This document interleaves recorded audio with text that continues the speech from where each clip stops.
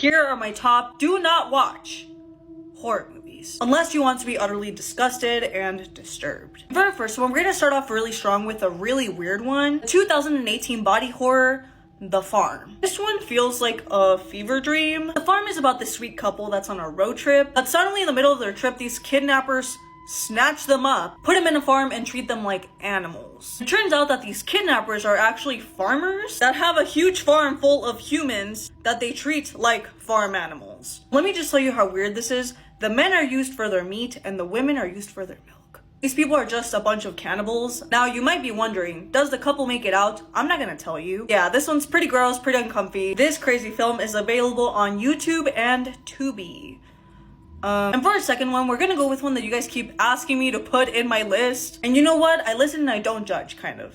The 2010 thriller horror, I Spit on Your Grave. I hate this movie, the first half at least, because this one for me personally was a little too much. But I Spit on Your Grave is about a woman who's a writer that takes a solo trip, but during one of her stays in an isolated wooden house, gets brutally assaulted by a group of men. I'm not gonna go into detail because the movie is known for being very graphic, and I'm not a fan of movies that are this graphic, but what I will say is that this is a revenge story because the woman actually manages to escape them, makes a comeback to make her revenge on all of them. Now that part I liked about this movie. Through this is graphic for all the reasons, but listen, personally I had to skip through the assault part, stayed focused on the revenge part. So if you think you can stomach this one, it's on Tubi for free. Yeah, that one was really dark. So I'm gonna end the list with a really weird horror movie. The 2007 comedy horror film, Teeth. I remember watching this one during a sleepover and I was just disgusted, disturbed, confused. I feel like only certain people would like this one. Teeth is about this Christian teenager who starts to develop a crush on one of her friends, but later is assaulted